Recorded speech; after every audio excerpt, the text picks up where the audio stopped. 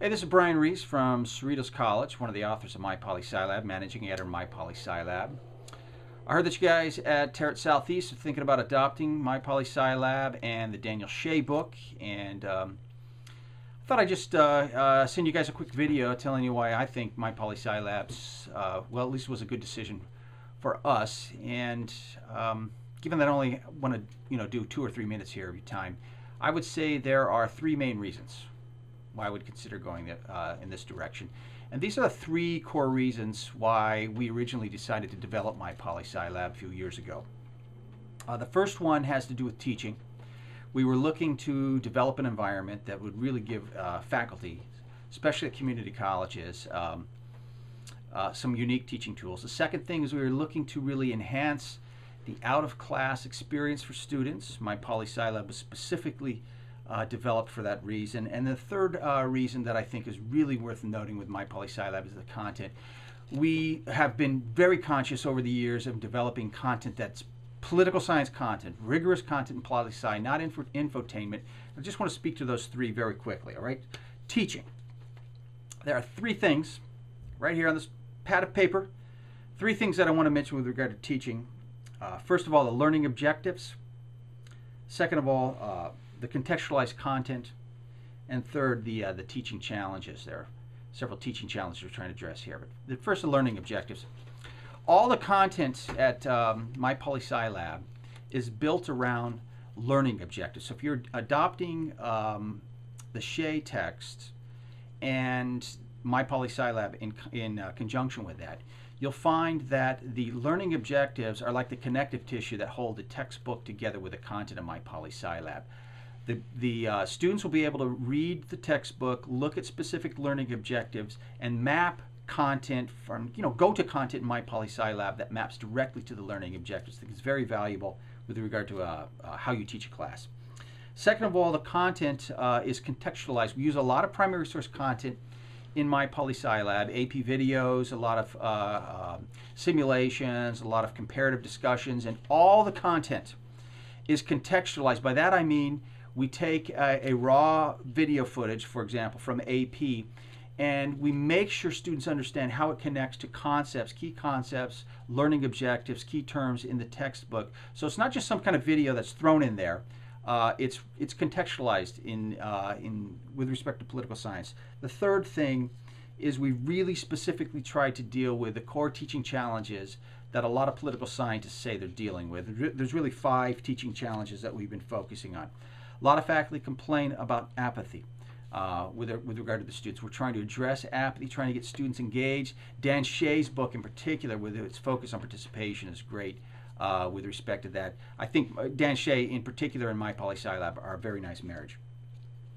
A lot of faculty complain that students don't have any kind of historical understanding of American politics, American history.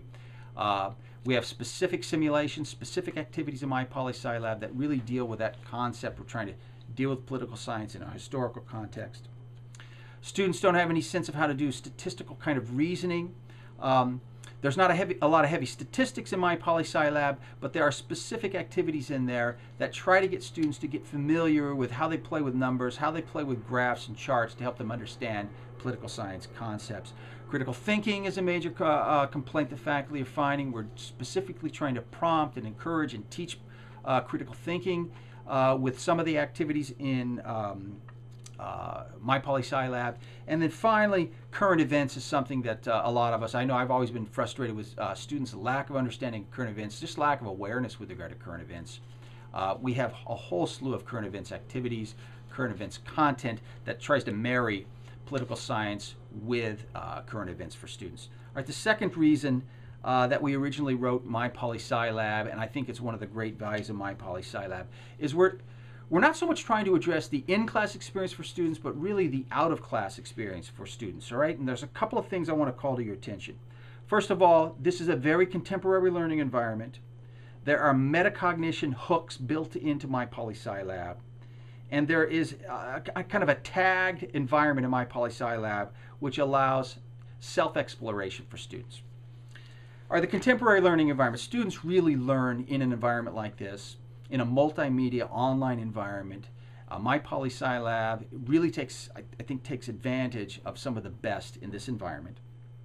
We have all kinds of assessment built into Mypoliscilab. Almost every single activity in Mypoliscilab, almost like every single packaged piece of information has an assessment built into it, so students can test their own learning, figure out what they're learning, what they're not learning, see how they're developing over time. And finally, all of the content of Mypoliscilab, and this is not something we started out with, we built this over the last about 15 months. We have tagged all the content. So if students find that they like something on interest groups, for example, they can be referred to all kinds of other stuff, all kinds of readings, articles, simulations that are related to interest groups. If they find something they really like on the civil rights movement, they can find lots of other content that's related to the civil rights movement. It gives students a chance to explore the content in Mypoliscilab.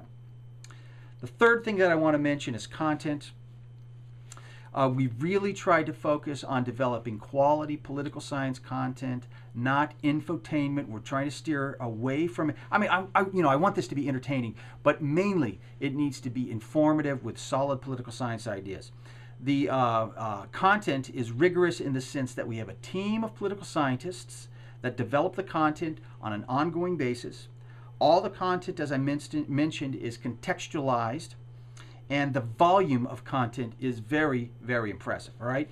So first of all, we have a whole team. There's 6 authors that are continually developing content. We post new content to Mypoliscilab almost every day. In the blog, I think it's Monday through Friday. We might not have content going up on Thursdays, but definitely 4 to 5 days per week. We're constantly churning new content to Mypoliscilab, new videos, new simulations, updating information much more frequently than even the book. As I mentioned already, all the content is contextualized, so we don't throw new content at students without helping them understand how it relates to concepts in political science. And finally, I think you're going to find just that the volume of content in Mypoliscilab is impressive. We have videos, we have a blog, we have simulations, we have comparative activities, we have statistical activities, we have an entire ebook. You're going to find lots and lots of content that you'll be able to plug in to the particular approach that you're taking with political science. All right, you want to contact me, feel free to do so. I'd be happy to help you out with any questions you might have, training issues that you might be concerned with. Please feel free to get a hold of me, and I'll be happy to follow up on any questions from there.